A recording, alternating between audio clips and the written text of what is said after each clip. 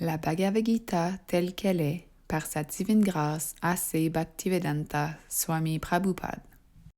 Chapitre 4. La connaissance transcendantale. Verset 1. Dieu, la personne suprême, Shri Krishna, dit: J'ai donné cette impérissable science du yoga à Vivasvan, le déva du soleil, qui l'a transmis à Manu, le père de l'humanité, lequel à son tour l'enseigna à Ikshvaku. Teneur et portée. Ce verset relate l'histoire de la Bhagavad Gita depuis les temps très anciens où son enseignement fut dispensé aux rois de chaque planète et en premier lieu aux rois du soleil. Les rois, qui ont pour devoir de protéger le peuple, sont tenus de connaître la science de la Bhagavad Gita afin d'être aptes à gouverner les citoyens et en préserver la concupiscence qui les enchaîne à la matière. La vie humaine est faite pour cultiver la connaissance spirituelle en relation éternelle avec Dieu, la personne suprême. Sur toutes les planètes et dans chaque nation, il incombe aux dirigeants de transmettre ce savoir, cette science de la conscience de Krishna, à leurs concitoyens par le biais de l'éducation, de la culture et de la dévotion, afin que tous puissent tirer le meilleur parti de la forme humaine en suivant la voie qui mène à la réussite spirituelle. Sur le Soleil, source de toutes les planètes du système solaire, le Déva majeur porte, dans notre ère, le nom de Vivasvan. Brahma, dans sa Brahma Samhita 5.52, nous dit: J'adore Govinda, Krishna, Dieu, la personne suprême et originelle. C'est lui qui donne au soleil, roi de tous les astres, son immense pouvoir et son intense chaleur. Le soleil représente l'œil du Seigneur, et s'il parcourt son orbite, c'est pour répondre à son ordre. Le soleil est le roi de toutes les planètes, car il donne à chacune chaleur et lumière. C'est sur l'ordre de Krishna qu'il parcourt son orbite. Au déva du soleil, Vivasvan, Krishna enseigna originellement la science de la Bhagavad Gita, faisant de lui son premier disciple. La Bhagavad Gita n'est donc pas un recueil de spéculations destiné à quelques érudits profanes, mais un ouvrage authentique présentant une connaissance spirituelle transmise depuis des temps immémoriaux. Le Mahabharata, Santi Parva 348, 51-52 retrace ainsi l'histoire de la Bhagavad Gita. Au début du Treta Yuga, Vivasvan enseigna à Manu la science de la relation qui unit l'homme à Dieu. À son tour, Manu, père de l'humanité, l'a transmis à son fils, Maharaja Ikshvaku, roi de la terre et ancêtre de la dynastie Raghu, où se manifesta le divin Avatara, Ramachandra. L'homme connaît donc la Bhagavad Gita depuis l'époque de Maharaja Ikshvaku. Nous vivons à présent dans le Kali Yuga, âge d'une durée de 432 000 ans, dont 5 000 ans seulement se sont écoulés. Avant cet âge, il y a eu le Dvapara Yuga, 864 000 ans, et le Treta Yuga, 1 296 000 ans.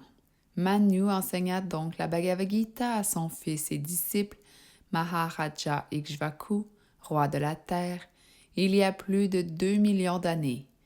La longévité du Manu de notre ère est d'environ 305 300 000 ans, dont 120 400 000 ans sont déjà passés. Puisque le Seigneur énonça la Bhagavad Gita à son disciple Vivasvan, le déva du soleil, avant la naissance de Manu, on peut estimer que cet enseignement fut donné il y a approximativement 120 400 000 ans. L'humanité, quant à elle, bénéficie de cette connaissance depuis plus de 2 millions d'années, et le Seigneur l'a transmis à nouveau à Arjuna il y a 5 000 ans. Tel est donc, sommairement, d'après l'écrit lui-même et selon son auteur, Krishna, l'origine historique de la Bhagavad Gita.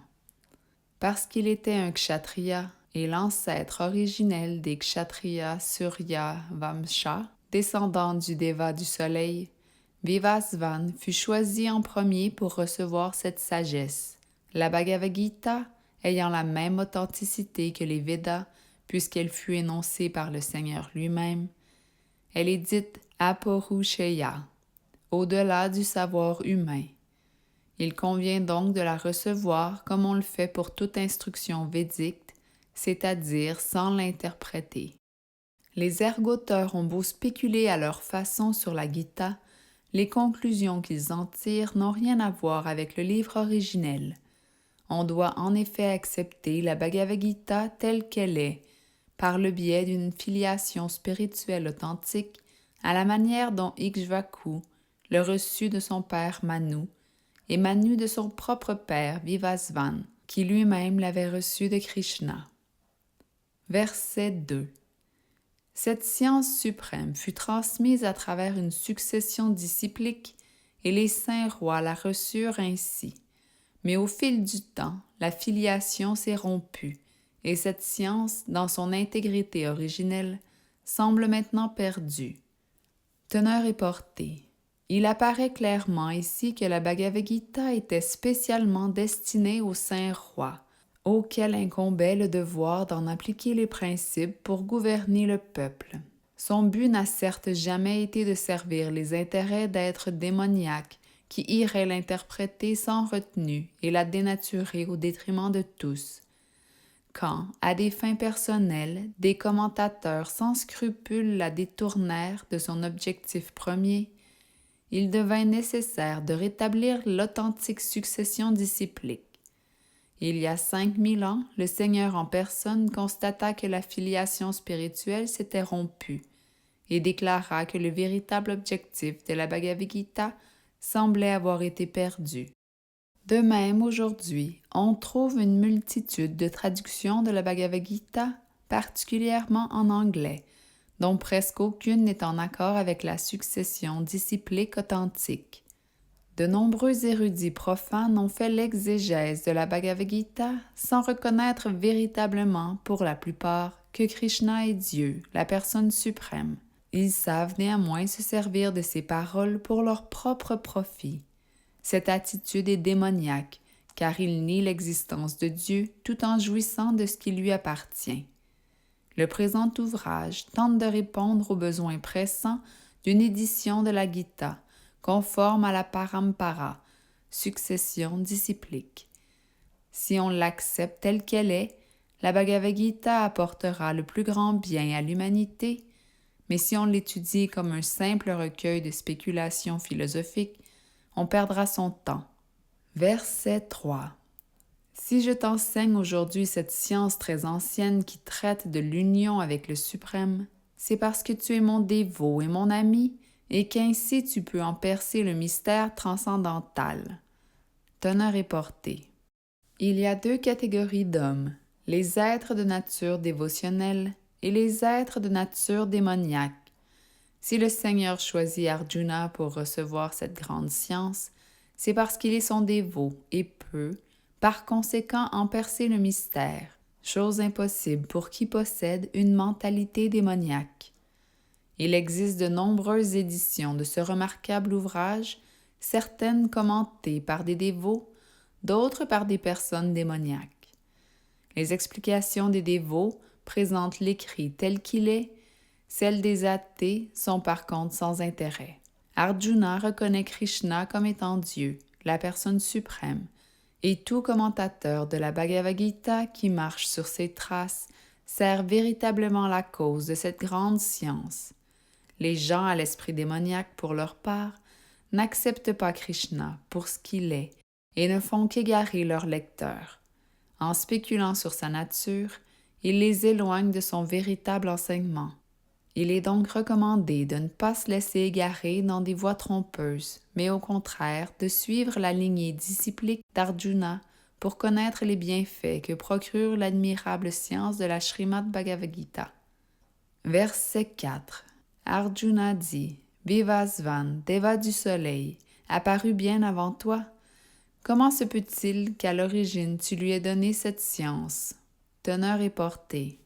Comment Arjuna, un dévot de Krishna, peut-il douter des paroles du Seigneur?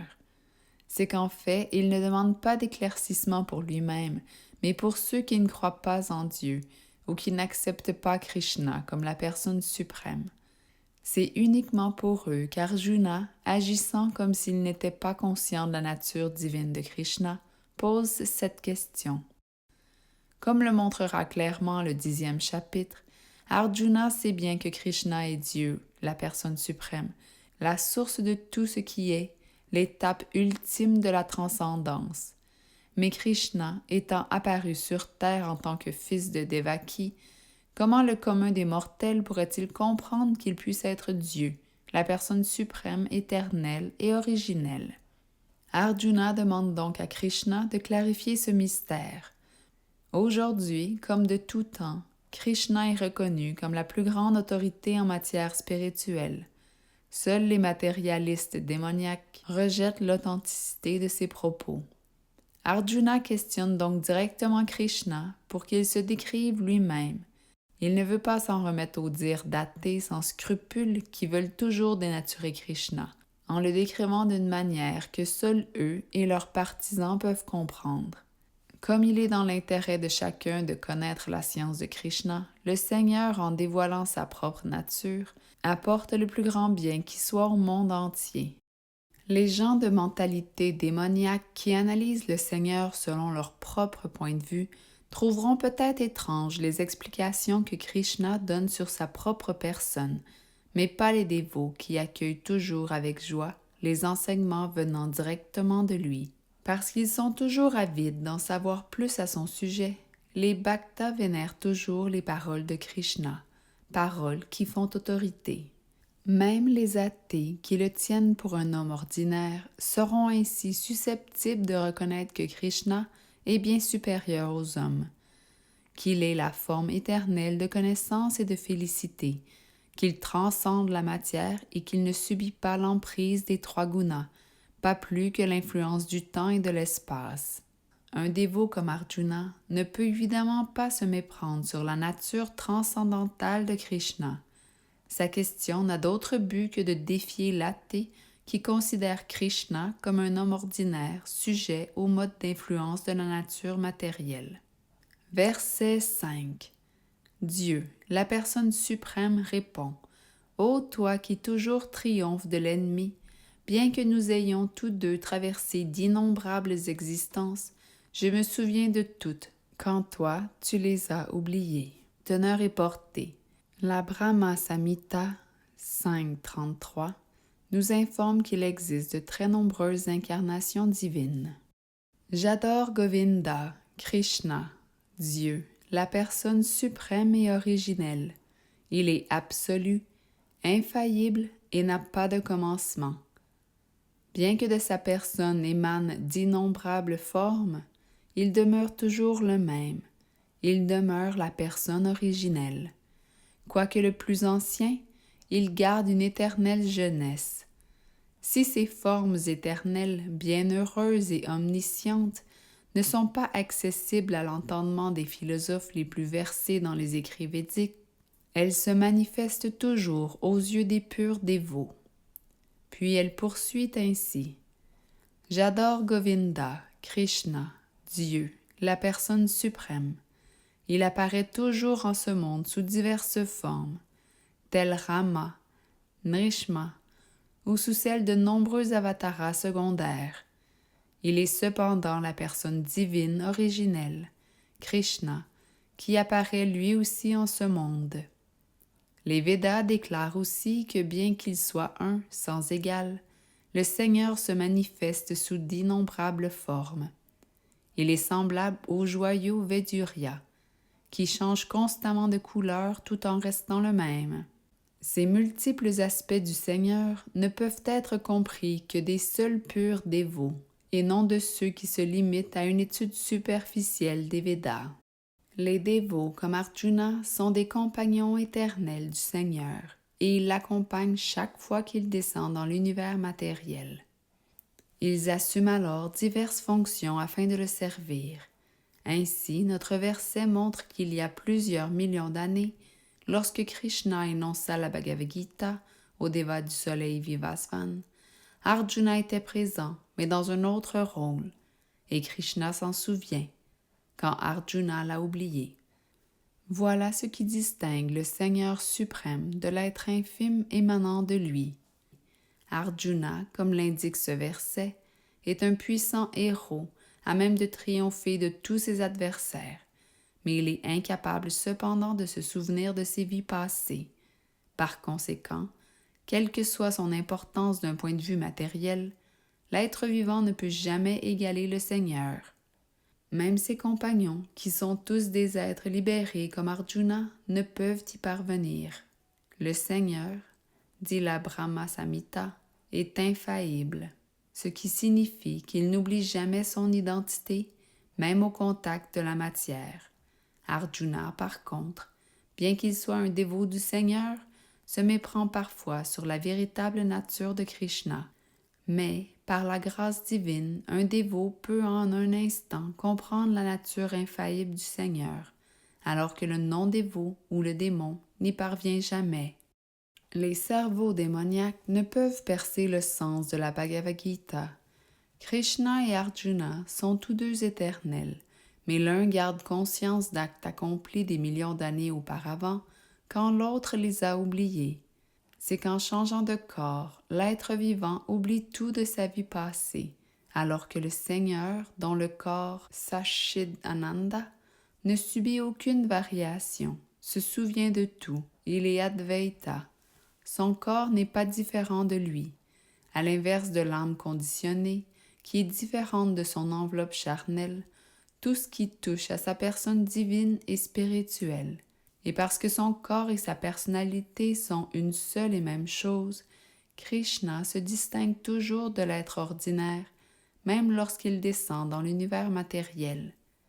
Il est toutefois impossible aux êtres démoniaques d'admettre cette nature absolue, pourtant si clairement décrite par Krishna lui-même dans le verset suivant. Verset 6. Bien que je sois non-né et que mon corps spirituel ne se détériore jamais, bien que je sois le Seigneur de tous les êtres, j'apparais en chaque âge dans ma forme originelle. Teneur et portée. Le Seigneur a exposé les caractéristiques très particulières de sa venue en ce monde. Bien qu'apparaissant comme un être ordinaire, il garde le parfait souvenir de ses innombrables naissances, alors que l'homme du commun est souvent incapable de dire ce qu'il a fait quelques heures plus tôt. Il sera bien difficile à quelqu'un à qui l'on demande ce qu'il faisait la veille à la même heure de donner une réponse immédiate. Il devra longuement réfléchir pour s'en souvenir. Malgré cela, des gens osent se proclamer Dieu, Krishna. Nul ne devrait se laisser abuser par des prétentions aussi absurdes. Le Seigneur décrit ici sa prakriti, sa forme. Le mot prakriti signifie nature, mais aussi la forme réelle de l'être, svarupa. Le Seigneur dit qu'il apparaît en ce monde dans son propre corps. Il ne transmigre donc pas d'un corps à un autre comme les êtres ordinaires. Tout être conditionné par la matière revêt un certain type de corps en cette vie, puis un autre dans sa prochaine existence. Il ne possède pas de corps définitif. En ce qui le concerne, le Seigneur n'est pas sujet à cette loi. Chaque fois qu'il apparaît, c'est par sa puissance interne, dans sa forme à 2 bras, tenant une flûte, sa forme originelle, immuable et éternelle. Son corps n'est nullement contaminé au contact de l'univers matériel. Même s'il semble venir au monde comme n'importe quel être vivant, il est le Seigneur de l'univers et se manifeste dans sa forme transcendantale et immuable. Comme son corps ne se dégrade pas, Sri Krishna prend la forme d'un enfant, d'un adolescent, puis d'un jeune homme. Mais aussi surprenant que cela puisse paraître, il conserve toujours par la suite l'apparence d'un jeune homme. À l'époque de la bataille de Kurukshetra, Krishna avait d'innombrables petits-enfants et selon nos calculs modernes, aurait dû être très âgé. Pourtant, ses traits étaient ceux d'un jeune homme de 20 à 25 ans. Jamais d'ailleurs on ne verra Krishna représenté sous la forme d'un vieillard, car bien qu'il ait été, qu'il soit et qu'il demeure à jamais la personne la plus ancienne, il n'a pas, comme nous, à vieillir. Ni son corps, ni son intelligence ne s'affaiblissent ou ne changent. Il est clair que même en ce monde, il demeure le non-né, l'éternelle forme de connaissance et de félicité. Son intelligence et son corps sont inaltérables et transcendantaux. Krishna se montre puis se soustrait à notre vue, comme le fait le soleil qui se lève, se déplace devant nos yeux et quitte notre champ de vision. Nous croyons que le soleil est couché lorsqu'il est hors de vue et levé lorsqu'il apparaît à l'horizon, quand en réalité, il ne quitte pas sa place dans le ciel. Notre méprise est simplement due à nos sens imparfaits. L'apparition et la disparition de Krishna en ce monde n'ont rien de semblable à celle d'un homme ordinaire. Il est donc évident qu'il est, par sa puissance interne, connaissance et félicité éternelle, et qu'il n'est jamais contaminé par la nature matérielle. Les Védas vont également dans ce sens. Bien qu'il semble naître en ce monde et s'y manifester sous de multiples formes, Dieu est non-né. Les annexes des Védas affirment elles aussi que même pour naître, le Seigneur n'a pas à changer de corps. Dans le Bhagavatam, on le voit paraître devant sa mère sous la forme de Narayana, doté de 4 bras et pourvu de 6 opulences divines. Selon le dictionnaire Vishvakosha, le mot Maya ou Atma Maya se rapporte à la miséricorde immotivée du Seigneur. Sa miséricorde est donc à l'origine de son apparition en ce monde dans sa forme originelle et éternelle. Elle permet aux hommes de méditer sur lui tel qu'il est véritablement. Cette forme n'est pas, comme le pensent les impersonnalistes, une quelconque invention mentale. Le Seigneur est toujours conscient de ses apparitions et disparitions antérieures, alors que l'être ordinaire oublie tout de son corps précédent dès qu'il en revêt un autre. Krishna est le Seigneur de tous les êtres, car lorsqu'il vient sur terre, il accomplit des actes surnaturels et merveilleux. Il demeure donc toujours la même vérité absolue, et ses attributs ne diffèrent pas de son corps, ni sa forme de lui-même. On pourrait toutefois se poser cette question. Pourquoi le Seigneur apparaît-il et disparaît-il de ce monde? Le verset suivant nous en donne la réponse. Verset 7. Chaque fois qu'en quelque endroit de l'univers les principes de la religion connaissent un déclin et que s'élèvent les religions, ô descendants de Bharata, je descends en personne. Teneur et portée. Le terme Srijami est ici très important. Il n'a pas de sens de création, puisque le verset précédent précise que la forme de Dieu, son corps, n'a pas été créée. Toutes les formes sous lesquelles il apparaît sont éternelles. Le mot Srijami signifie donc que Krishna se manifeste tel qu'il est. Bien que d'ordinaire il apparaisse à des périodes déterminées, une fois dans chaque jour de Brahma, sous le règne du 7e Manu, à la fin du Dvapara Yuga du 28e Kalpa, cette règle ne le contraint pas et il reste libre d'agir comme bon lui semble. Il vient donc par sa propre volonté chaque fois que l'irréligion prédomine et que la véritable religion disparaît. Les principes de la religion sont exposés dans les Védas et l'on se dégrade au point de devenir irreligieux dès qu'on néglige de les suivre.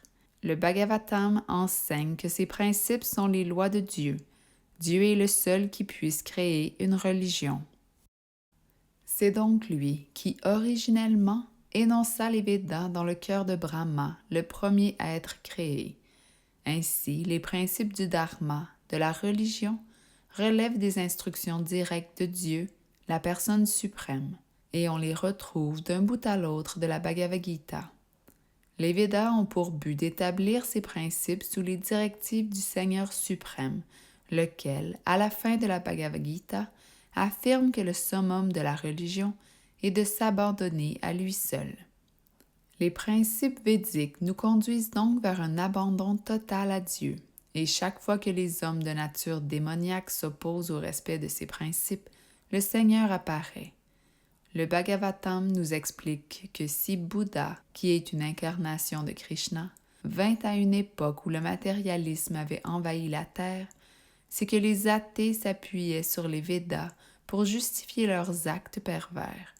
Sous prétexte de sacrifice, ils tuaient d'innocentes bêtes sans tenir compte des restrictions très sévères des Védas, qui n'admettent les sacrifices d'animaux que dans certains cas seulement. Bouddha vient pour mettre fin à ces massacres inutiles et instituer les principes de la non-violence. Tous les avataras du Seigneur ont donc une mission particulière à remplir, et ils sont décrits dans les Écritures révélées. Par conséquent, nul ne peut être considéré comme un avatara à moins d'être mentionné dans ses écrits. Il est faux de dire que le Seigneur n'apparaît qu'en Inde. Il peut se manifester n'importe où et quand il le désire. Lorsqu'il vient, sous une forme ou sous une autre, il donne aux hommes, selon les lieux et circonstances, autant de connaissances spirituelles qu'ils peuvent en assimiler. Mais la mission de tous les avataras est toujours la même: amener l'humanité à prendre conscience de Dieu et à respecter les principes de la religion. Parfois, Krishna descend personnellement, d'autres fois, il envoie son représentant légitime, qui peut être son fils, son serviteur, ou lui-même sous une forme déguisée. Les principes de la Bhagavad Gita furent énoncés à Arjuna, comme à d'autres éminentes personnes, car il était spirituellement très avancé par rapport aux gens d'autres parties du monde. 2 et 2 font 4, c'est là une vérité admise aussi bien par l'écolier que par l'universitaire. Mais le calcul élémentaire n'en diffère pas moins des mathématiques savantes. De même, les principes qu'enseignent les différentes incarnations divines sont toujours identiques, mais selon les circonstances, ils se présentent sous une forme simplifiée ou élaborée. Comme on le verra plus loin, les principes spirituels supérieurs ne deviennent accessibles qu'à partir du moment où l'on accepte le Varnashrama Dharma, les 4 statuts sociaux et les 4 ordres spirituels. La mission des avataras est toujours de raviver en chacun la conscience de Krishna, laquelle se manifeste ou non selon les circonstances. Verset 8. J'apparais d'âge en âge pour libérer les croyants, anéantir les mécréants et rétablir les principes de la religion. Teneur et portée. La Bhagavad Gita définit le sadhu, saint homme, comme un être conscient de Krishna. Même s'il peut paraître irréligieux vu de l'extérieur, celui qui possède intégralement les qualifications propres à la conscience de Krishna est un sadhu. Dushkritam, au contraire, s'applique à ceux qui n'ont aucun intérêt pour la conscience de Krishna. On dit qu'ils sont les moins intelligents et les plus déchus des hommes, quand bien même ils auraient bénéficié d'une bonne éducation, alors que l'homme absorbé à 100% dans la conscience de Krishna est toujours considéré comme un sadhu, même s'il n'a ni instruction ni éducation. Krishna n'est nullement contraint d'apparaître en personne pour anéantir les athées comme il le fit avec Ravana et Kamsa. Ses nombreux agents sont parfaitement capables de s'en charger. Il vient tout particulièrement pour soulager ces purs dévots sans cesse harcelés par des gens démoniaques. Ces derniers s'attaquent même aux dévots qui ont vu le jour dans leur famille. Prahlada Maharaja, par exemple, fut persécuté par son père, Hiranyakashipu. Tout comme Vasudeva et Devaki, le père et la mère de Krishna, furent tourmentés par Kamsa, le frère de Devaki, simplement parce que Krishna devait naître de leur union. Si Krishna apparut, ce fut plus pour délivrer Devaki que pour supprimer Kamsa, même si ces 2 missions furent remplies simultanément. Aussi est-il écrit que le Seigneur descend sous diverses formes pour délivrer les dévots et anéantir les mécréants. Les versets suivants, extraits du Chaitanya Charitamrita de Krishnadas Kaviraja, donnent une définition concise de l'avatara. Lorsque sous une forme donnée, le Seigneur descend de son royaume pour se manifester dans l'univers matériel, on dit qu'il est un avatara, une incarnation divine. Ces incarnations résident éternellement dans le monde spirituel, le royaume de Dieu, et sont appelées avatara lorsqu'elles descendent dans la création matérielle. Il y a différentes sortes d'avatara, les Purusha avatara, les Guna avatara, les Lila avatara, les Shaktiya Vesha avatara, les Manvantara avatara et les Yuga avatara, qui tous apparaissent à des époques déterminées dans l'une ou l'autre région de l'univers. Et Krishna est le Seigneur primordial, la source de tous les avataras. Lorsqu'il vient en ce monde, c'est afin de soulager de toute peine ses purs dévots et de satisfaire leur ardent désir de le voir révéler ses divertissements originels de Vrindavan. Le but premier du Seigneur, en tant qu'avatara, est donc de réjouir le cœur de ceux qui l'aiment d'un pur amour. Le Seigneur dit qu'il apparaît en chaque âge, ce qui indique qu'il vient également en ce monde dans l'âge de Kali. De fait, nous trouvons mentionné dans le Srimad Bhagavatam que dans notre ère, il descend sous la forme de Sri Chaitanya Mahaprabhu pour répandre l'adoration et la conscience de Krishna dans l'Inde entière par le biais du mouvement de Sankirtana, le chant congrégationnel des saints noms de Dieu. Sri Chaitanya prédit d'ailleurs que le Sankirtana se propagerait bientôt dans le monde entier, dans chaque ville et dans chaque village. L'avatara Chaitanya Mahaprabhu est décrit non pas directement, mais de manière implicite dans certains passages confidentiels d'écriture comme les Upanishads, le Mahabharata et le Srimad Bhagavatam. Son mouvement de Sankirtana fascine tous les dévots de Krishna. Cette incarnation divine n'anéantit pas les mécréants, mais les délivre de par sa grâce immotivée. Verset 9. Ô Arjuna, celui qui connaît la nature transcendantale de mon avènement et de mes actes n'a plus à renaître dans l'univers matériel. Quittant son corps, il atteint mon royaume éternel. Teneur et portée. Nous avons expliqué dans le 6e verset de ce chapitre comment le Seigneur descend de sa demeure transcendantale pour venir en ce monde. Qui comprend véritablement la nature de l'avènement du Seigneur est d'ores et déjà libéré de l'asservissement à la matière et retourne au royaume de Dieu immédiatement après avoir quitté son corps. Il n'est pas facile pour l'être conditionné d'échapper à l'emprise de la matière. Les impersonnalistes et les yogis n'obtiennent la libération qu'après avoir connu maintes difficultés et traversé de très nombreuses existences. Et même alors, leur libération, qui consiste à se fondre dans le Brahma Jyoti impersonnel et radiant du Seigneur, n'est que partielle. Ils risquent en outre d'avoir à revenir en ce monde. Le dévot, lui, atteint le monde spirituel dès qu'il quitte son corps, sans jamais avoir à craindre de renaître ici-bas, simplement parce qu'il a compris la nature spirituelle et absolue de la forme et des actes du Seigneur. La Brahma Samhita 5.33 enseigne que le Seigneur se manifeste en d'innombrables formes, lesquelles, bien que diverses et multiples, sont toutes un seul et même être, Dieu, la personne suprême. Nous devons en être convaincus, même si pour les esprits profanes et les philosophes empiriques, pareille chose est incompréhensible. Les Védas, Purusha, Bodhini Upanishad précisent eux aussi. La personne suprême et unique revêt d'innombrables formes transcendantales pour échanger éternellement des sentiments d'amour avec ses purs dévots. Dans le présent verset, le Seigneur confirme personnellement cette parole des Védas. Celui qui, parce qu'il a foi en l'autorité de Dieu et des Védas, accepte cette vérité sans se perdre en de vaines spéculations philosophiques, atteindra le plus haut stade de la libération. C'est là une certitude.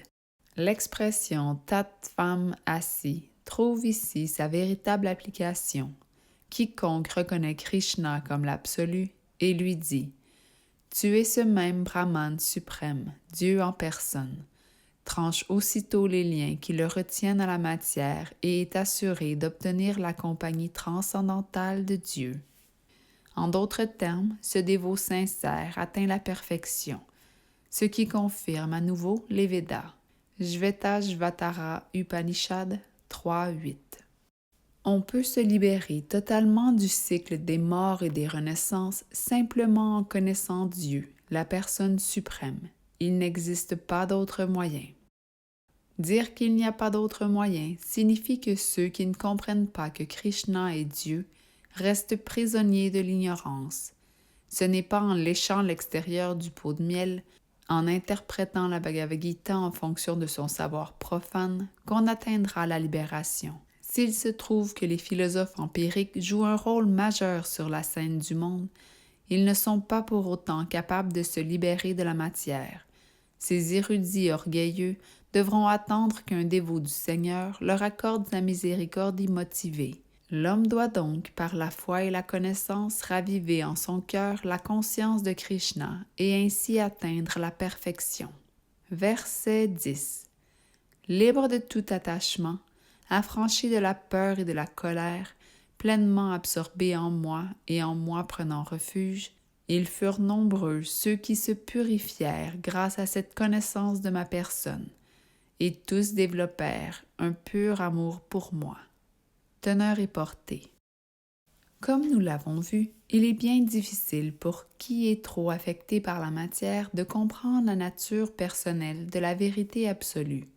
Les gens qui sont attachés au concept du soi en tant que corps sont généralement si absorbés dans la vie matérielle qu'il leur est pratiquement impossible de concevoir que Dieu est une personne. Ils ne peuvent même pas envisager l'existence d'un corps spirituel, impérissable, omniscient et éternellement bienheureux. Au niveau matériel, le corps est périssable, fait d'ignorance et de misère. Et la masse des gens applique cette idée matérielle à la forme personnelle du Seigneur. À leurs yeux, la vaste manifestation cosmique est la forme suprême. L'absolu est donc pour eux impersonnel. Et parce qu'ils sont trop absorbés dans les choses matérielles, l'idée de posséder une individualité propre, même après s'être affranchis du joug de la matière, les effraie. La perspective d'être encore dans le monde spirituel des personnes individuelles est pour eux si terrible qu'ils préfèrent se fondre dans un vide impersonnel. Ils comparent généralement les êtres vivants aux bulles qui fusionnent dans l'océan. Cette fusion est l'état le plus haut que l'on puisse atteindre lorsqu'on nie son individualité, mais cela repose sur la peur et non sur la connaissance parfaite de l'existence spirituelle. Il y a, en outre, des hommes totalement incapables de concevoir l'idée d'une vie spirituelle. Écœurés, irrités par la pléthore de théories spéculatives contradictoires, ils concluent stupidement qu'il n'existe pas de cause suprême et qu'en fin de compte tout est néant. Mais tous souffrent du même mal, l'illusion matérielle. Les uns, trop matérialistes, ne se soucient nullement de la vie spirituelle, et les autres veulent perdre leur identité dans la cause spirituelle suprême. D'autres encore, désespérés et pour le moins courroucés par toutes sortes d'élucubrations sur la vérité absolue, ne croient plus en rien. Ils se réfugient dans les substances enivrantes et prennent parfois leurs hallucinations pour des visions divines. Il faut donc se libérer de ces trois formes de conscience matérielle: l'attachement à la vie matérielle, la crainte d'une identité personnelle éternelle et la croyance en un néant, sous-jacente aux frustrations de la vie matérielle. Comment? En prenant refuge auprès du Seigneur, en suivant les directives d'un maître spirituel authentique et en respectant les principes régulateurs de la vie dévotionnelle. Bhava, ou l'amour transcendantal que l'on éprouve pour Dieu, en est la dernière étape. À ce propos, le Bhakti Rasamrita Sindhu 1, 4, 15 et 16, qui est l'œuvre de référence en matière de service de dévotion, explique: il faut tout d'abord désirer se réaliser spirituellement, car cela nous incitera à rechercher la compagnie de personnes spirituellement élevées. On doit ensuite se faire initier par un maître spirituel qualifié et sous sa direction, entamer la pratique du service dévotionnel. Cette pratique nous libérera de tout attachement matériel, nous affermira dans la voie spirituelle et nous amènera tout naturellement à aimer entendre ce qui se rapporte à Dieu, la personne absolue, Shri Krishna. De là naîtra un attachement profond pour la conscience de Krishna.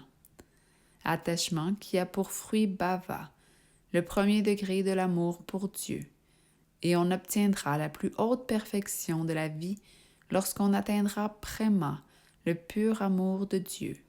Ce niveau atteint, on sert constamment le Seigneur en éprouvant pour lui un amour transcendantal. C'est donc en suivant le processus graduel du service de dévotion sous la conduite d'un maître spirituel authentique qu'on atteint la plus haute spiritualité, libre de tout attachement matériel et affranchi de la peur de notre personnalité spirituelle et des frustrations menant à la philosophie du néant. On accède alors à la demeure éternelle du Seigneur suprême. Verset 11. Quoi qu'ils fassent, tous suivent ma voie, ô fils de Pritha, et selon qu'ils s'abandonnent à moi, en proportion je les récompense. Teneur et portée. Sous ces différents aspects, c'est Krishna que tout le monde recherche. Dieu, la personne suprême, est partiellement réalisé sous deux aspects.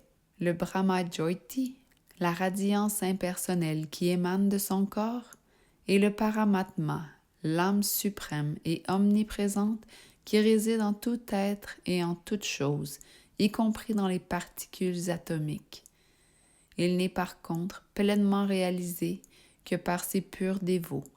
Krishna est donc pour tous l'objet de la réalisation spirituelle, et chacun le perçoit sous l'une ou l'autre de ses formes, selon son désir de le connaître. Dans le monde spirituel également, Krishna répond à l'amour de chaque dévot en tenant le rôle que ce dernier attend de lui. Certains veulent voir en lui le Maître suprême, d'autres leur ami intime, leur fils ou leur amant. Krishna se donne à chacun d'eux également, selon l'intensité de l'amour qu'on lui porte. Et l'on retrouve ces mêmes échanges entre Krishna et ses différents dévots dans l'univers matériel. Tous les purs dévots, tant ici-bas que dans le royaume spirituel, jouissent de la compagnie du Seigneur et le servent en personne, trouvant dans ce service d'amour un bonheur transcendantal. Krishna aide également les impersonnalistes qui souhaitent commettre le suicide spirituel en annihilant leur existence individuelle, en les absorbant dans la radiance émanant de sa personne. Mais comme ils refusent d'accepter sa personnalité éternelle et bienheureuse, ils ne peuvent, une fois leur individualité perdue, goûter la félicité qu'on éprouve en le servant avec amour.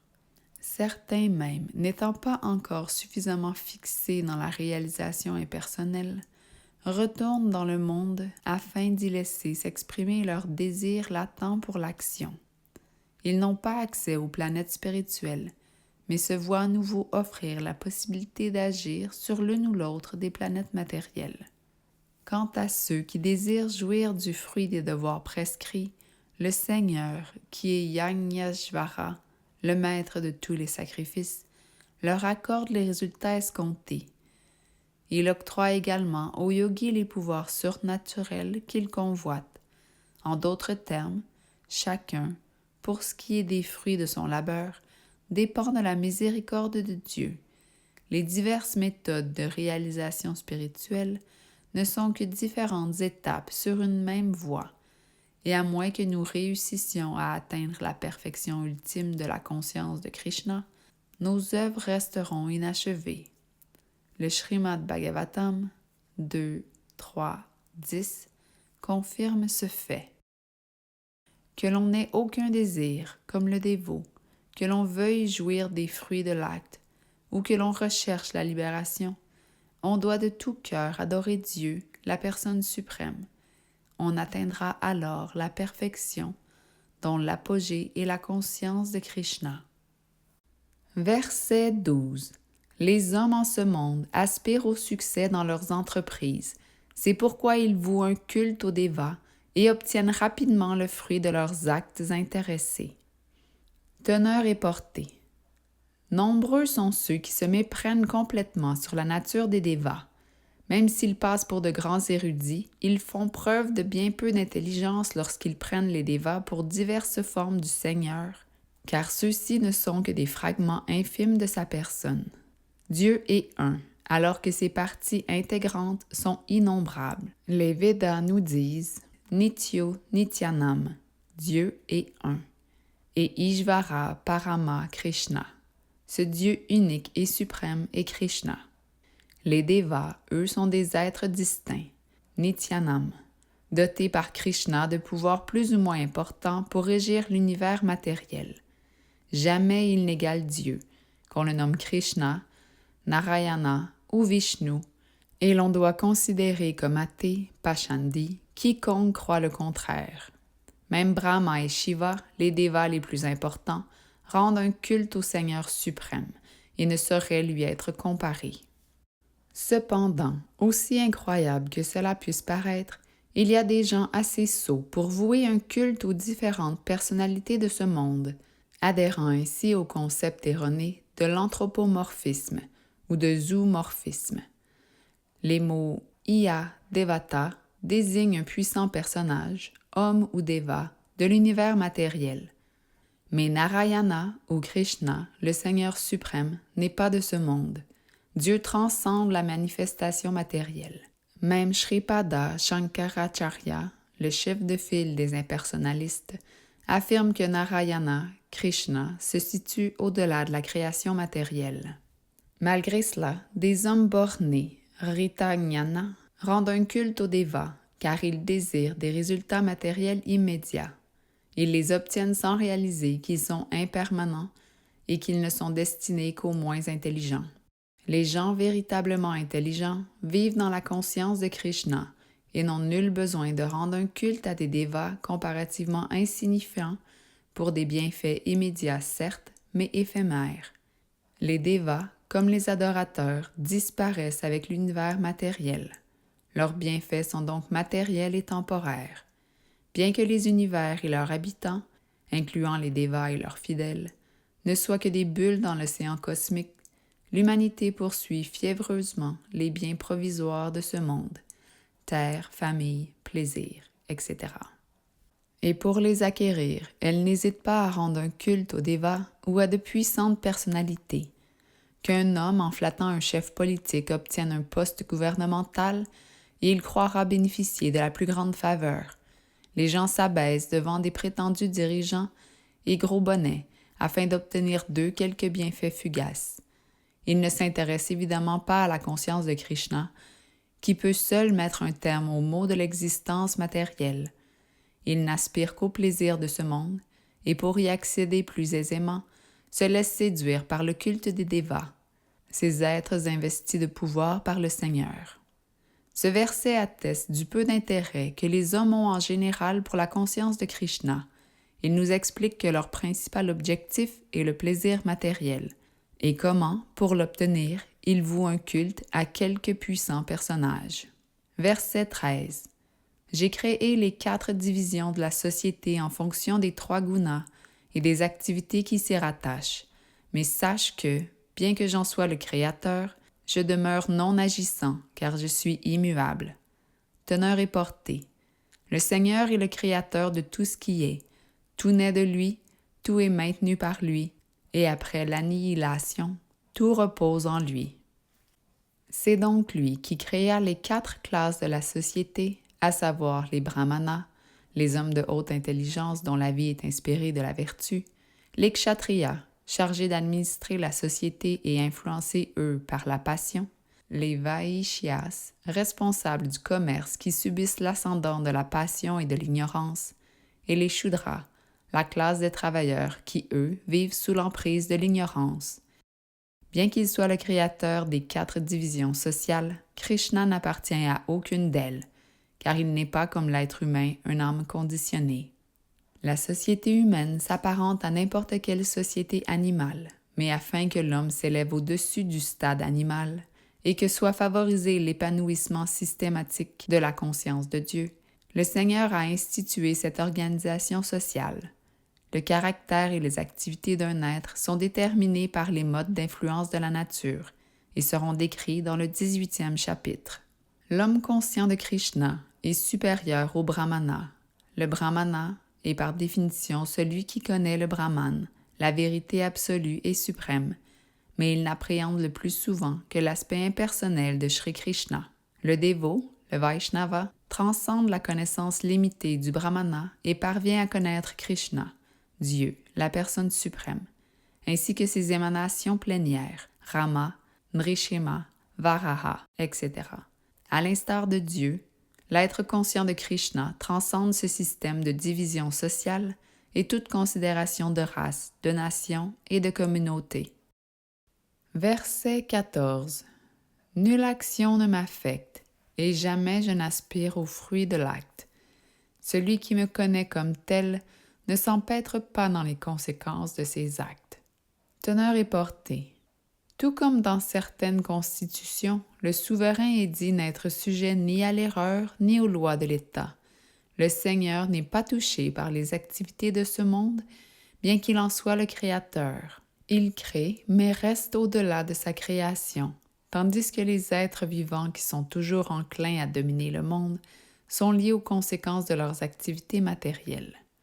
Dans une entreprise, ce sont les ouvriers qui sont responsables de leurs actes, bons ou mauvais, et non le directeur. Dans l'univers matériel, chaque individu agit pour son propre profit sans tenir compte des directives du Seigneur. Il travaille à accroître son plaisir sur terre et aspire au bonheur édénique après sa mort. Mais le Seigneur, qui trouve sa plénitude en lui-même, n'aspire évidemment pas au prétendu bonheur des planètes édéniques, dont les habitants, les dévas, sont ses serviteurs. Un supérieur n'est certes pas attiré par les menues satisfactions de ses subordonnés. Krishna transcende l'action matérielle et n'est pas sujet à ses conséquences. Il est comme la pluie, qui, bien qu'elle ne soit pas responsable de la végétation, est nécessaire à la croissance des plantes. Le Seigneur est la cause ultime de tout ce qui est, alors que la cause immédiate en est l'énergie matérielle, par laquelle la manifestation cosmique est rendue visible. Les êtres créés dans toute leur variété, devas, hommes, animaux, doivent subir les contre-coups de chacun de leurs actes, bons ou mauvais. Le Seigneur leur donne les conditions requises pour agir, ainsi que l'ordonnancement des modes d'influence de la nature, mais il n'est pas plus responsable de leurs agissements passés que de leurs agissements présents. Cette impartialité du Seigneur envers tous les êtres est décrite dans le Vedanta Sutra 3, 1, 34. Chacun est responsable de ses actes. Le Seigneur ne fait, à travers son énergie externe, la nature matérielle, que rendre ses actes possibles. Quiconque connaît tous les secrets du karma, cette loi complexe qui régit toute action matérielle, n'est plus affecté par les suites de ses actes. L'être conscient de Krishna n'est plus soumis à cette loi parce qu'il a réalisé la nature transcendantale du Seigneur. Par contre, celui qui ne connaît pas sa nature transcendantale et qui croit que ses actes sont intéressés comme ceux d'un homme ordinaire s'empêtre dans les raies de l'action matérielle. Qui connaît la vérité suprême est un être libéré, établi dans la conscience de Krishna. Verset 15. Les âmes libérées des temps passés ont toutes agi conformément à cette compréhension de ma nature transcendantale. Remplis donc ton devoir en suivant leur exemple. Teneur et portée. Il y a deux sortes d'hommes, ceux dont le cœur est souillé par la matière et ceux dont le cœur n'est plus contaminé. La conscience de Krishna est bénéfique aux uns comme aux autres. Ceux dont le cœur est plein d'impureté peuvent graduellement se purifier en observant les principes régulateurs du service de dévotion. Quant à ceux qui sont déjà purifiés, qu'ils continuent d'agir dans la conscience de Krishna, afin que tout le monde profite de leur conduite exemplaire. Bien des ignorants, et même des dévots néophytes, qui n'ont pas une compréhension profonde de la conscience de Krishna, souhaitent renoncer à toute action. Mais nous avons vu que le Seigneur n'approuve nullement Arjuna quand il lui fait part de sa résolution à ne pas combattre, En fait, il suffit simplement de savoir comment agir. Mieux vaut œuvrer pour Krishna plutôt que de renoncer au service divin en feignant d'être conscient de Dieu. Krishna conseille à Arjuna d'agir en pleine conscience de sa personne et de marcher sur les traces de ses anciens disciples, tels Vivasvan, le déva du soleil, dont nous avons parlé précédemment. Le Seigneur suprême est en effet pleinement conscient de ses actions passées, tout comme il est pleinement conscient des actions de tous ceux qui le servirent alors. C'est pourquoi il conseille à Arjuna de suivre l'exemple du déva du soleil, à qui il enseigna, il y a des millions d'années, l'art de la conscience de Krishna. Les disciples du Seigneur dont il est ici fait mention étaient tous des êtres libérés, s'acquittant de leurs devoirs assignés. Verset 16. Même l'homme intelligent devient perplexe quand il s'agit de déterminer ce que sont l'action et l'inaction. Je vais donc t'enseigner ce qu'est l'action, et cette connaissance te sauvera de toute infortune. Teneur et portée. Le verset précédent recommande de suivre l'exemple de grands dévots qui nous ont précédés pour agir en pleine conscience de Krishna. Nous verrons ici pourquoi de tels actes ne peuvent être accomplis de manière indépendante. Comme cela a été indiqué au début du chapitre, pour agir véritablement en pleine conscience de Krishna, on doit suivre les directives de maîtres appartenant à une filiation spirituelle authentique. Le processus de la conscience de Krishna fut d'abord enseigné au déva du soleil, qu'il transmit à son fils Manu, qui à son tour le communiqua au sien, Ikshvaku. Et c'est ainsi que depuis ces temps lointains, il se répand sur terre. Il faut donc marcher sur les traces d'autorité spirituelle appartenant à une succession disciplique, sans quoi même les hommes les plus intelligents ne sauront comment agir dans la conscience de Krishna. C'est ainsi pour cette raison que le Seigneur décida d'instruire Arjuna personnellement. Par conséquent, quiconque suit son exemple saura exactement quelle conduite adopter. On ne peut s'appuyer sur un savoir expérimental imparfait pour découvrir les voies de la religion. Celles-ci ne peuvent être établies que par le Seigneur. Dharman tu Sakshad Bhagavad Pranitam. Srimad Bhagavatam 6, 3, 19. Nul ne peut, par de simples spéculations, tracer les voies de la religion.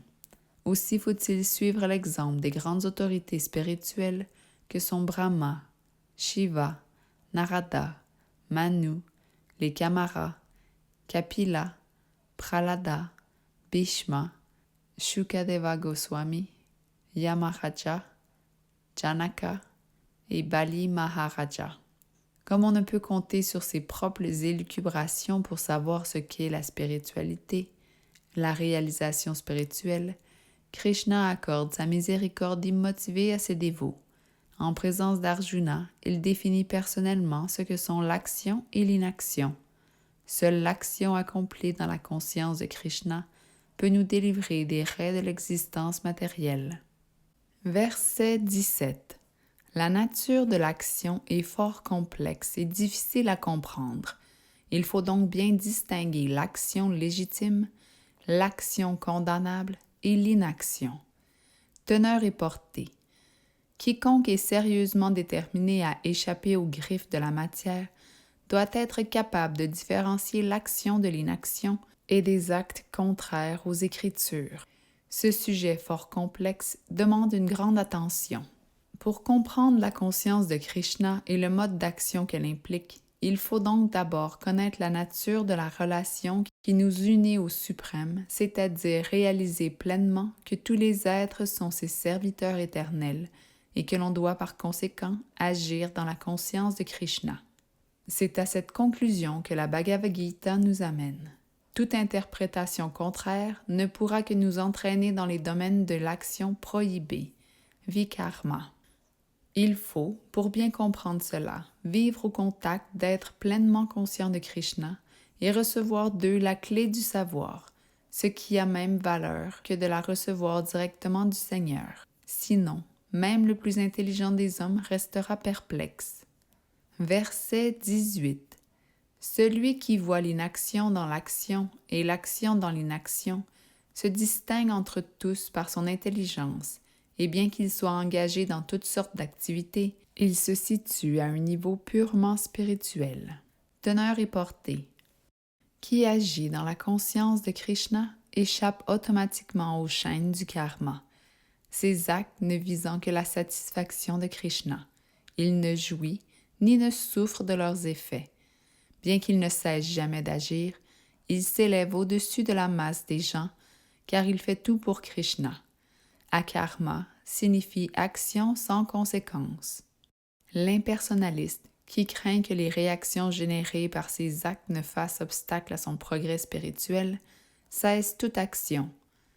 Le personnaliste, lui, ne connaît pas cette crainte. Il se sait l'éternel serviteur de Dieu et n'hésite pas à agir dans la conscience de Krishna. En n'agissant que pour Krishna, il jouit d'un bonheur transcendantal. Ceux qui s'engagent dans cette voie sont connus pour être libres de tout désir matériel.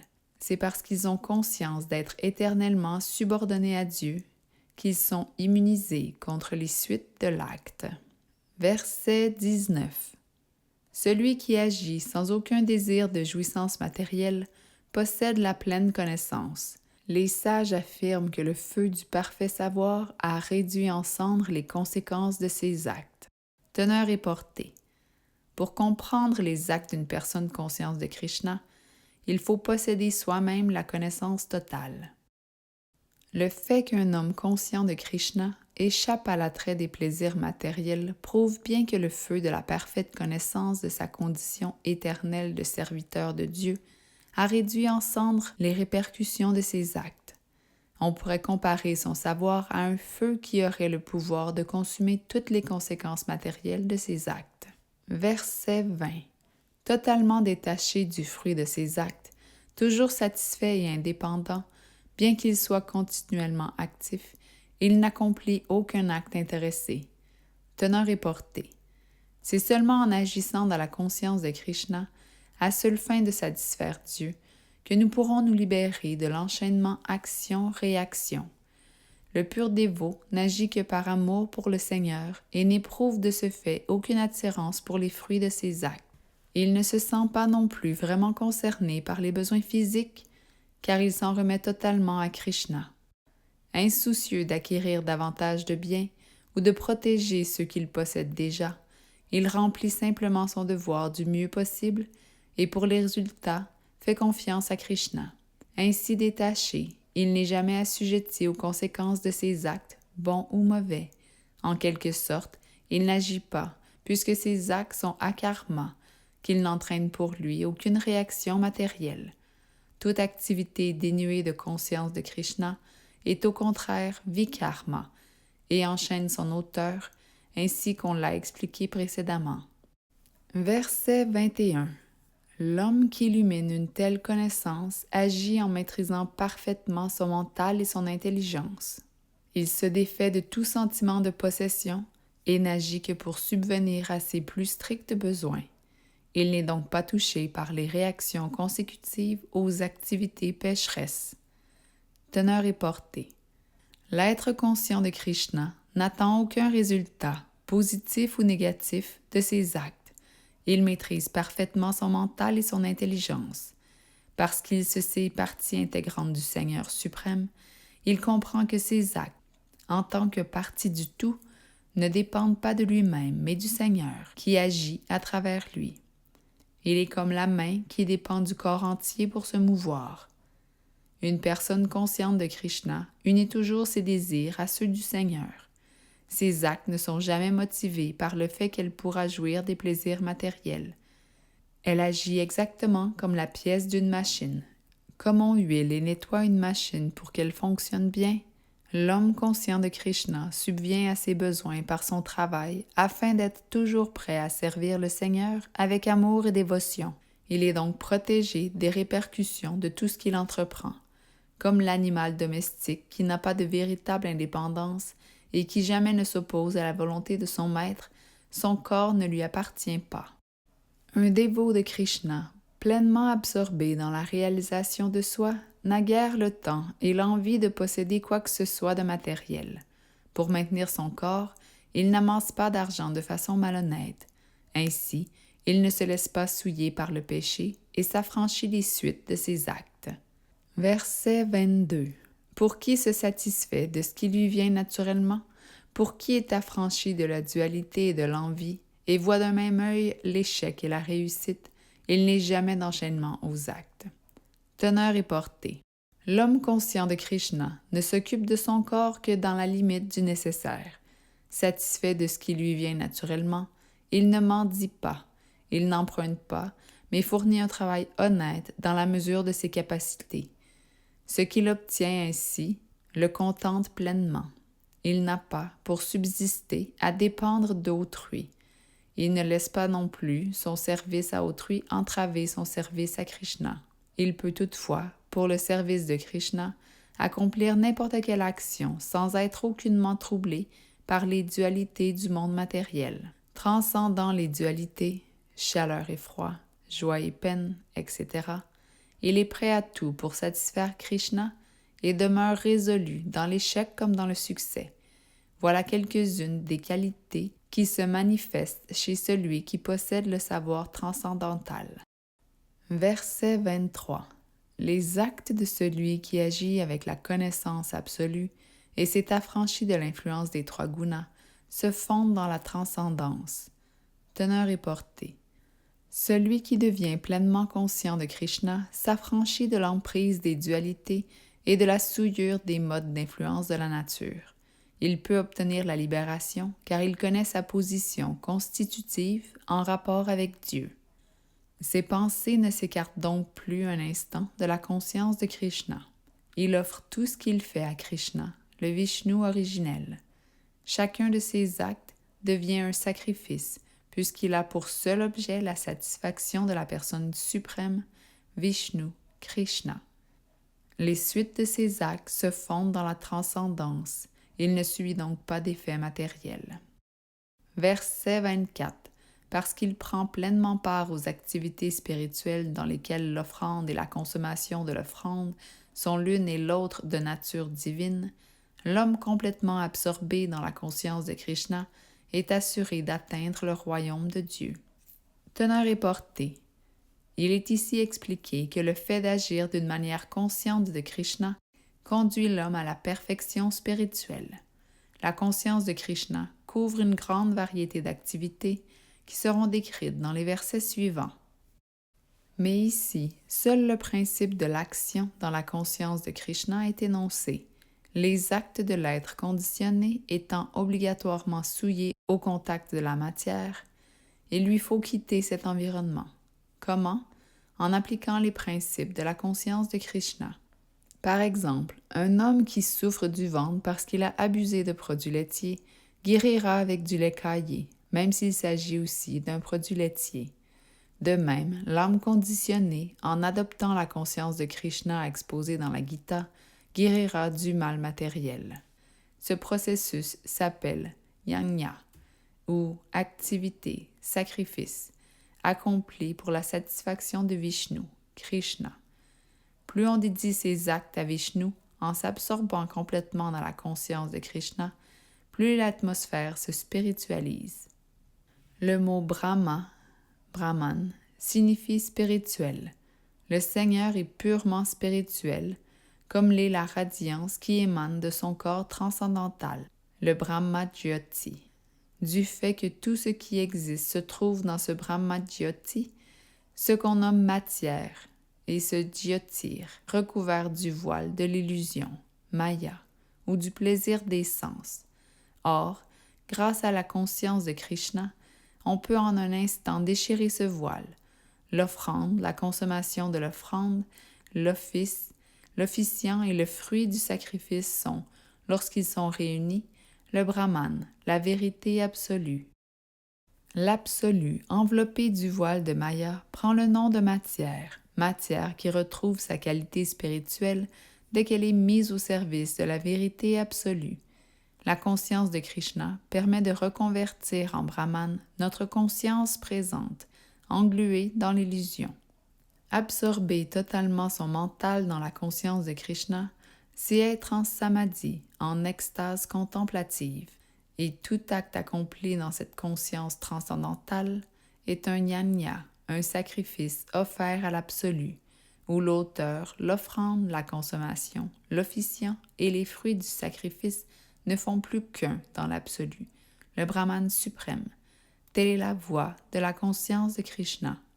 Verset 25. Certains yogis rendent un culte parfait aux dévas en offrant divers sacrifices, et d'autres en les offrant dans le feu du Brahman suprême. Teneur et portée. Comme nous l'avons vu plus haut, l'homme qui agit conformément au principe de la conscience de Krishna est le plus parfait des yogis, des mystiques. Mais il y a des gens qui préfèrent faire une oblation au Deva ou au Brahman suprême, l'aspect impersonnel de Dieu. Selon la nature de leurs auteurs, ces sacrifices se présentent sous différentes formes. Mais cette diversité est superficielle, car en réalité, tout sacrifice est destiné à satisfaire le Seigneur suprême, Vishnu ou Yajna. On peut regrouper les diverses formes de sacrifice en deux grandes catégories, le sacrifice des biens matériels et le sacrifice qui a pour objectif la connaissance spirituelle. Les dévots de Krishna sacrifient tous leurs biens matériels pour satisfaire le Seigneur suprême, quand d'autres sacrifient leurs possessions pour plaire aux dévas, Indra, Vivashvan, etc., et obtenir d'eux un bonheur matériel et éphémère. Les impersonnalistes, eux, sacrifient leur identité en fusionnant avec le Brahman impersonnel. Les dévas sont des êtres très puissants à qui le Seigneur délègue l'administration de l'univers matériel, lumière, chaleur, pluie, etc. C'est donc à eux que les hommes avides de biens matériels rendent un culte selon les rites sacrificiels védiques. On appelle ces adorateurs des Bhav-Ishvaravadis, car ils croient en plusieurs dieux. Quant à ceux qui vénèrent l'aspect impersonnel de la vérité absolue et considèrent les dévas comme des êtres éphémères, ils sacrifient leur individualité dans le feu suprême et mettent un terme à leur existence propre en se fondant dans l'absolu. Ils passent leur temps en spéculation philosophique à essayer de comprendre la nature transcendantale du suprême. En d'autres termes, l'homme avide du fruit de ses actes sacrifie ses biens afin d'accroître ses plaisirs matériels, tandis que l'impersonnaliste sacrifie, lui, son identité matérielle afin de se fondre dans l'existence de l'absolu. Pour ce dernier, le feu de l'autel du sacrifice est le Brahman suprême et l'offrande, le moi que consume le feu du Brahman. Le dévot de Krishna, lui, a pour modèle Arjuna. Il sacrifie tout pour la satisfaction de Dieu, ses biens comme sa personne, et jamais ne perd son individualité. Il est le plus parfait des yogis. Verset 26. Certains, les purs brahmacharis, sacrifient l'audition et les autres sens dans le feu du mental maîtrisé. D'autres, les chefs de famille menant une vie réglée, les objets des sens dans le feu des organes des sens. Teneur et portée.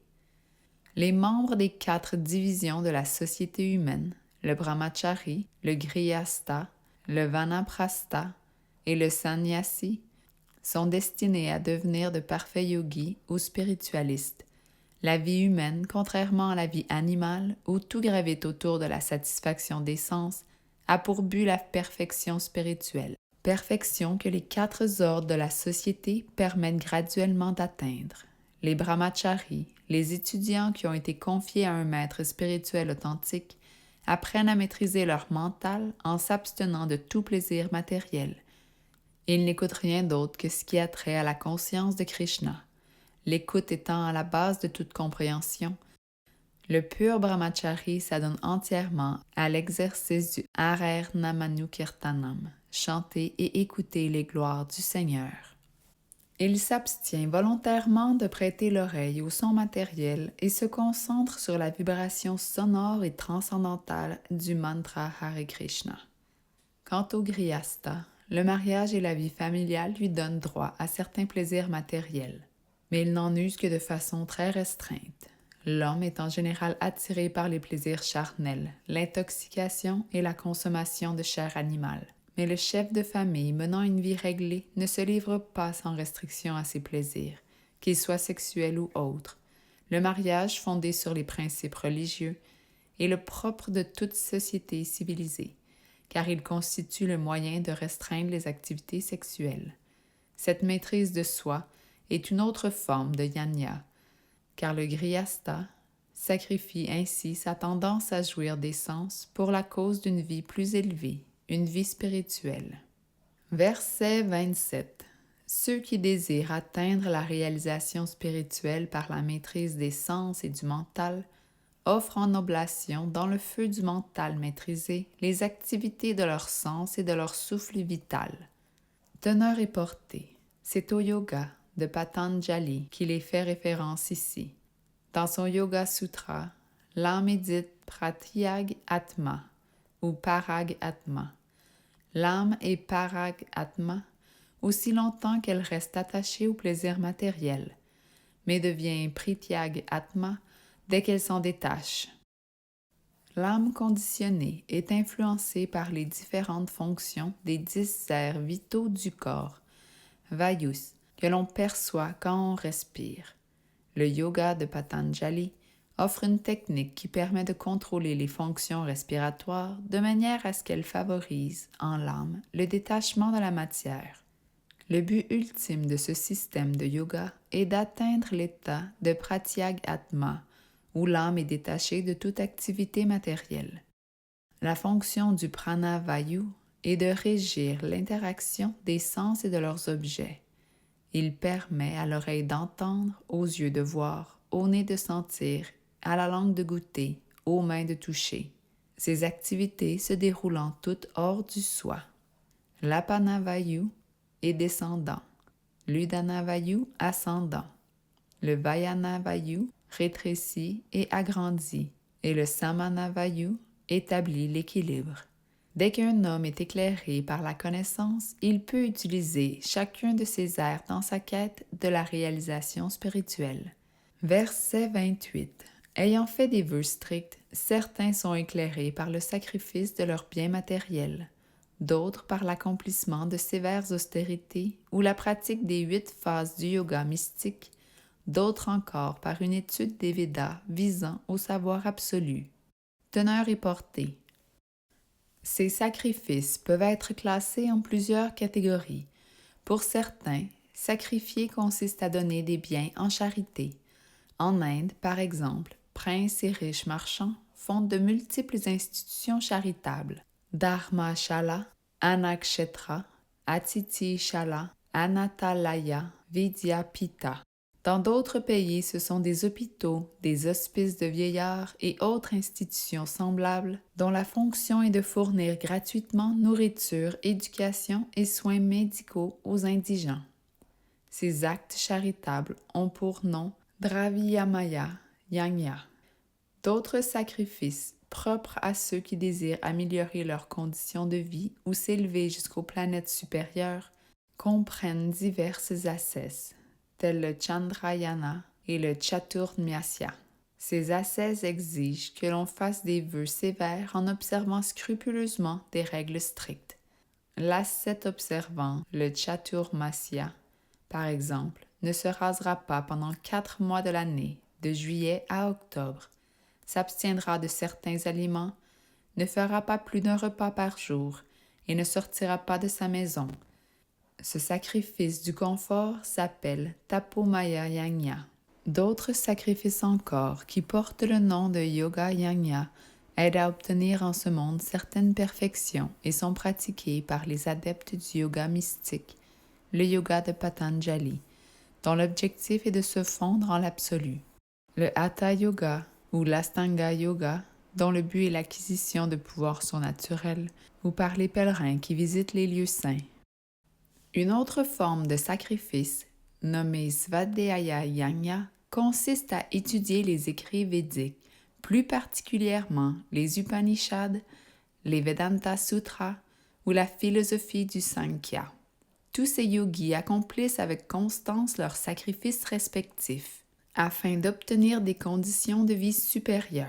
La conscience de Krishna est, elle, bien différente, car elle propose de satisfaire le Seigneur suprême par un service direct. Notons qu'aucun des sacrifices mentionnés plus haut ne permet de devenir conscient de Krishna. Seul peut nous y conduire la miséricorde du Seigneur et de ses purs dévots. La conscience de Krishna est donc transcendantale. Verset 29. D'aucuns cherchent à se rendre maître des fonctions respiratoires pour atteindre un état de transe yogique. Ils s'exercent à fondre le souffle expiré dans le souffle inspiré, puis l'inverse, et parviennent ainsi à suspendre toute respiration pour demeurer en cet état. D'autres encore, restreignant leur nourriture, sacrifient le souffle expiré en lui-même. Teneur et portée. Le système de yoga qui vise au contrôle de la respiration, le pranayama, se pratique au départ avec le hatha yoga, au moyen de postures déterminées. Ces pratiques yogiques favorisent la maîtrise des sens et le progrès spirituel. Le yogi s'exerce à maîtriser les airs contenus dans son corps en inversant leur direction. L'air apana, par exemple, descend, tandis que le prana monte. Le pranayama yogi apprend à respirer dans le sens inverse du cours normal de l'air jusqu'à ce que ces deux courants soient neutralisés dans un équilibre stable, le puraka. L'offrande de l'air expiré à l'air inspiré s'appelle Richaka. L'arrêt total des deux airs est le Kumbhaka Yoga. Cette pratique permet au yogi d'accroître grandement sa longévité pour pouvoir prétendre en cette vie à la perfection de la réalisation spirituelle. Le yogi intelligent désire en effet atteindre la perfection dans cette vie sans qu'il y ait besoin d'attendre la suivante. L'être conscient de Krishna, toutefois, en raison de son absorption constante dans le service offert avec un amour absolu au Seigneur, maîtrise automatiquement ses sens. Sa concentration sur Krishna est telle qu'elle ne leur laisse aucune chance de se diriger vers d'autres objets. Naturellement, à la fin de sa vie, il se rend auprès de Krishna dans le monde spirituel. Il n'a donc pas à s'efforcer d'accroître sa longévité. Comme l'explique la Bhagavad Gita 14.26, il atteint aussitôt la libération. Qui s'engage dans le pur service de dévotion transcende les modes d'influence de la nature matérielle et se trouve immédiatement élevé au plan spirituel. L'être conscient de Krishna, parce qu'il débute à un niveau déjà spirituel, garde toujours une conscience transcendantale. Ne courant ainsi aucun risque de chute, il pénètre sans délai dans le royaume de Dieu. Réduire son alimentation favorise grandement la maîtrise des sens, sans laquelle il est impossible de trancher les liens qui nous retiennent à la matière. Cette restriction est automatiquement respectée quand on se nourrit exclusivement de Krishna Prasad, la nourriture d'abord offerte au Seigneur. Verset 30. Tous ceux qui font des sacrifices et en ont compris la signification se libèrent des conséquences de leur activité pécheresse.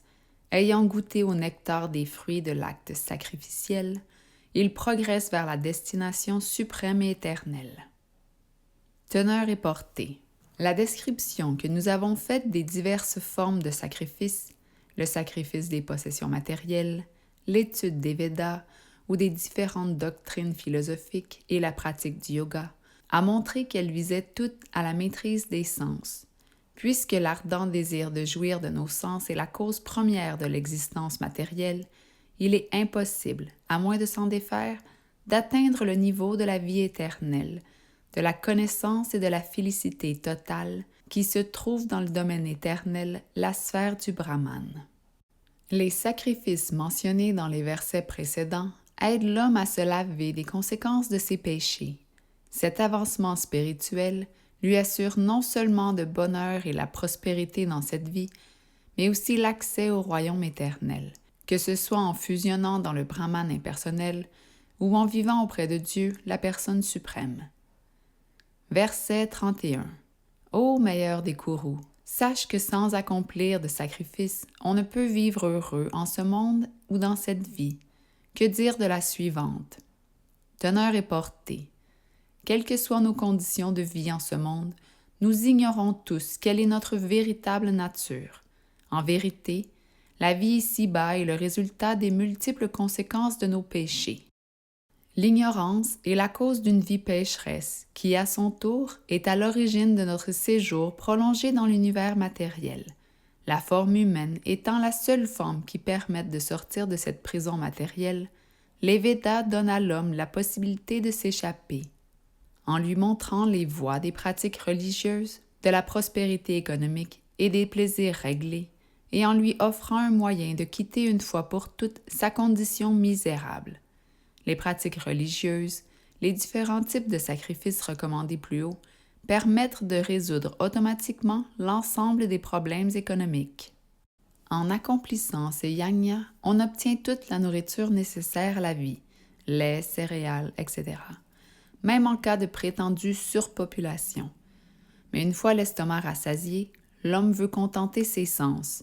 Pour lui, donc, les Védas recommandent le mariage sacré, qui comble les sens tout en les soumettant à certaines restrictions. Observer ces règles libère graduellement l'homme du joug de la matière, la perfection de cette libération étant de trouver la compagnie du Seigneur suprême.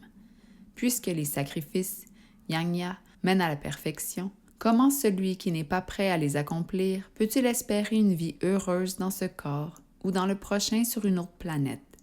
Les diverses planètes édéniques offrent toute une gamme de conforts matériels, et ceux qui exécutent les yajnas sont assurés de connaître d'immenses joies. Mais le plus grand bonheur que l'on puisse obtenir, c'est d'atteindre les planètes spirituelles grâce à la pratique de la conscience de Krishna. Nous dirons donc pour conclure que la conscience de Krishna est la solution à tous les problèmes de l'existence. Verset 32. Tous ces sacrifices sont autorisés par les Védas et procèdent de diverses formes d'activité. Sachant cela, tu atteindras la libération. Teneur et portée. Comme nous l'avons vu, les Védas recommandent différents sacrifices pour différents types d'hommes, parce que l'homme a généralement une conscience purement corporelle et matérielle de lui-même. De nombreux sacrifices sont conçus pour être accomplis avec le corps, le mental ou l'intelligence. Tous, cependant, ont pour but final de libérer l'âme du corps. Le Seigneur, en personne, le confirme dans ce verset. Verset 33. Ô vainqueur de l'ennemi, le sacrifice accompli avec la connaissance est supérieur au simple sacrifice des biens matériels, car en fin de compte, ô fils de Pritha, le savoir absolu vient couronner le sacrifice de l'action. Teneur et portée. L'objet de tout sacrifice est d'abord d'acquérir la connaissance totale, puis d'échapper aux souffrances matérielles, et enfin, but ultime, de servir le Seigneur suprême avec amour et dévotion. Mais il y a dans ces sacrifices un secret qu'il nous faut découvrir. Leur genre dépend de la foi particulière de leur auteur. Lorsque sa foi le conduit à la connaissance transcendantale, l'auteur du sacrifice se trouve à un niveau bien supérieur à celui qui, sans se savoir, sacrifie uniquement ses biens, car les oblations, faites dans un contexte matériel, n'engendrent aucun bénéfice spirituel. Les sacrifices accomplis sans véritable connaissance ne sont qu'une suite d'actes matériels. Ils deviennent spirituels quand la connaissance transcendantale, qui culmine dans la conscience de Krishna, guide leurs auteurs. Ainsi, selon l'état d'esprit de son auteur, l'acte sacrificiel porte le nom de Karma Kanda, la voie de l'action intéressée, ou de Yajna Kanda, la quête de la vérité par la voie de la connaissance, le second étant supérieur au premier. Verset 34. Cherche à connaître la vérité en approchant un maître spirituel. Enquiers-toi d'elle auprès de lui avec soumission, tout en le servant. L'âme réalisée peut te révéler le savoir, car elle a vu la vérité. Teneur et portée.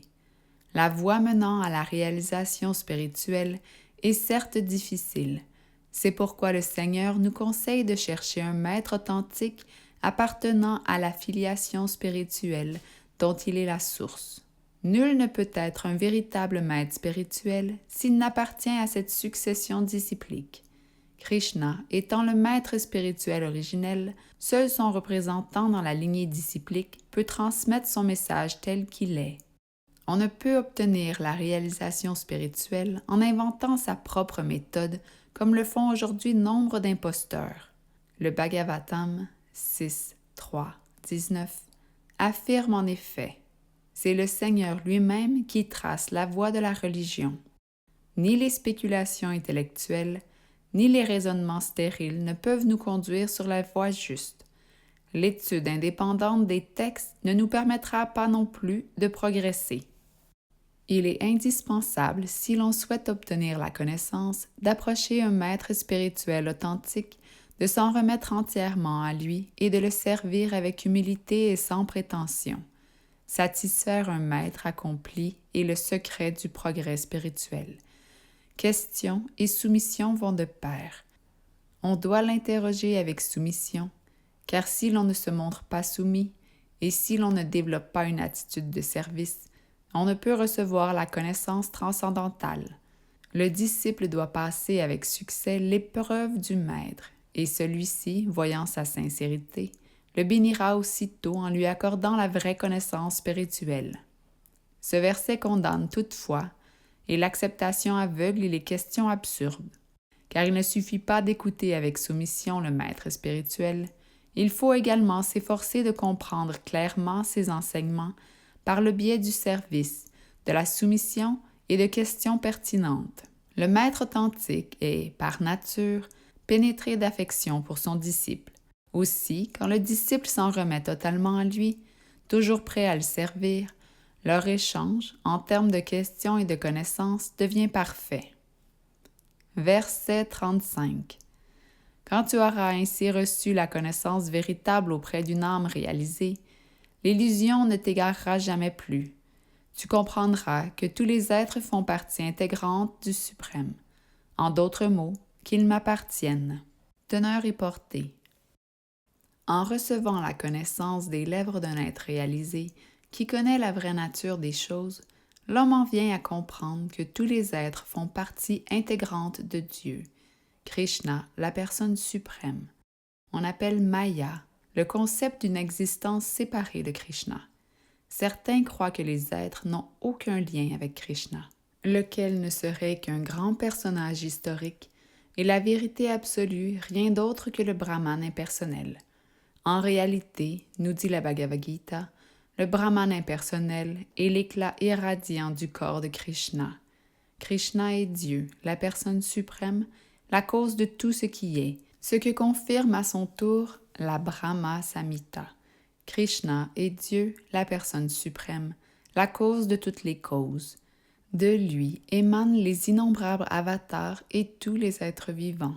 Les philosophes mayavadis commettent l'erreur de croire que Krishna perd, en se multipliant, son individualité propre. Cette hypothèse traduit un raisonnement tout à fait matériel, car au niveau de la matière, effectivement, un objet perd son intégralité première s'il se trouve fragmenté. Ces philosophes ne peuvent comprendre que dans l'absolu, 1 plus 1 font toujours 1, de même qu'1 moins 1. Par manque d'une connaissance suffisante de la science absolue, nous sommes recouverts du voile de l'illusion et nous nous croyons séparés de Krishna. En vérité, bien que nous soyons distincts de lui, nous n'en demeurons pas moins non différents. La diversité physique que nous rencontrons chez les êtres vivants est, elle aussi, Maya, illusoire. Nous sommes tous faits pour satisfaire Krishna. C'est donc bien à cause de l'influence de Maya qu'Arjuna croit que les liens matériels et éphémères avec sa famille importent davantage que les liens spirituels et éternels avec Krishna. Le but de la Gita est de nous enseigner que l'être vivant, serviteur éternel de Krishna, ne peut être séparé de lui et que l'impression qu'il a d'exister hors de Krishna est Maya.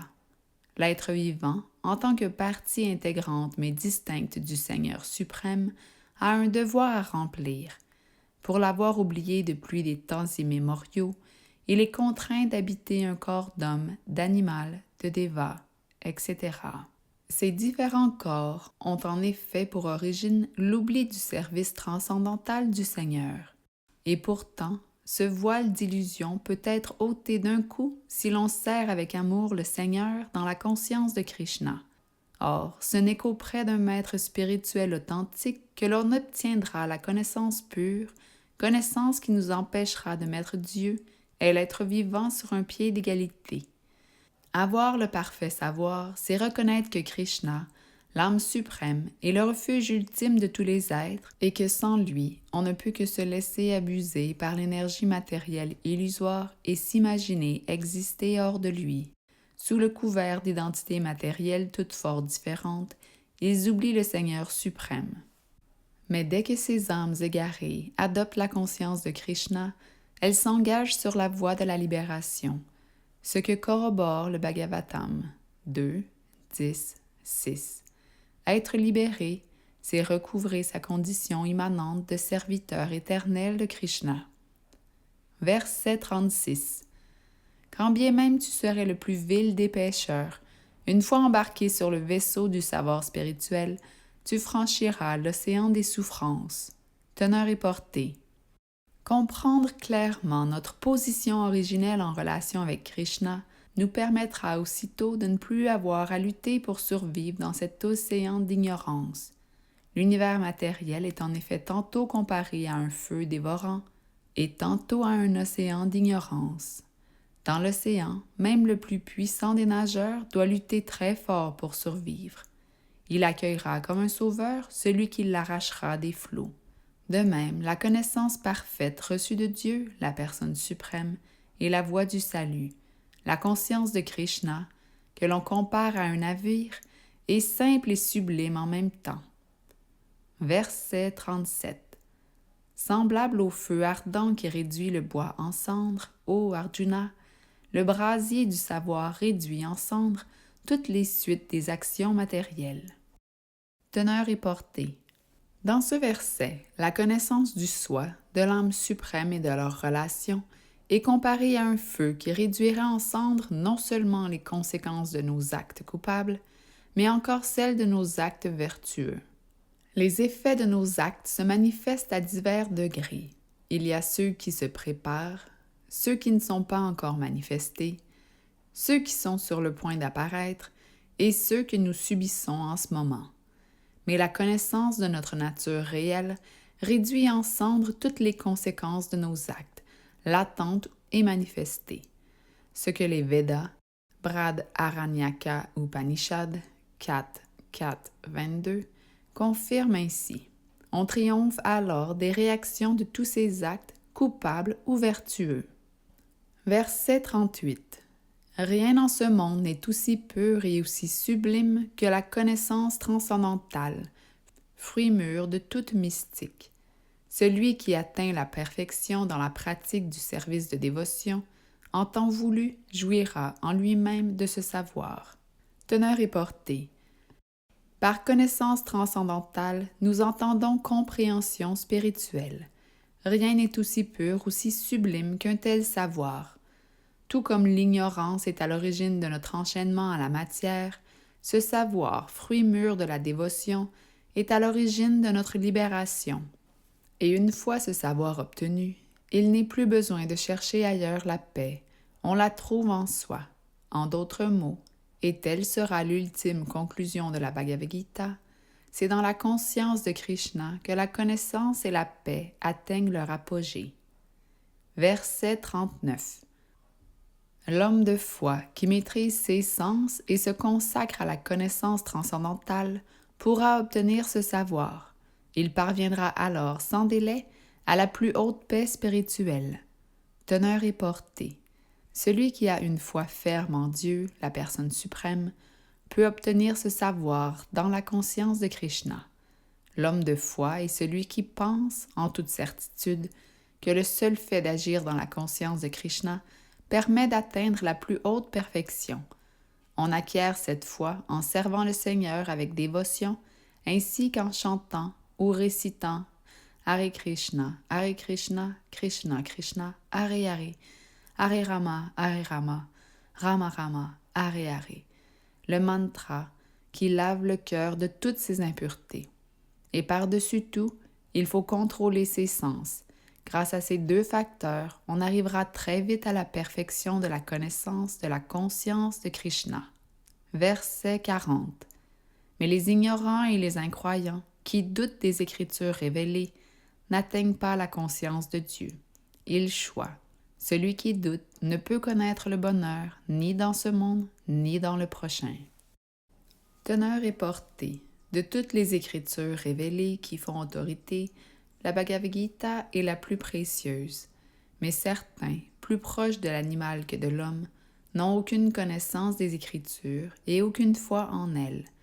Et même si parfois ils les ont lues, même s'ils sont parfois capables d'en citer des passages, ils ne leur accordent en vérité aucune crédibilité. Ou bien encore, ils ont foi en les Écritures, en la Bhagavad Gita par exemple, mais ne reconnaissent ni n'adorent Dieu, Shri Krishna. C'est pourquoi aucun parmi eux ne se fixera dans la conscience de Krishna. Tous devront retourner à la vie matérielle. Les hommes sans foi qui mettent continuellement en doute les Écritures ne feront jamais aucun progrès spirituel. Ceux qui ne croient pas en Dieu et en son enseignement ne trouveront rien de bon ni en ce monde ni dans le prochain. Ils ne connaîtront jamais de joie véritable.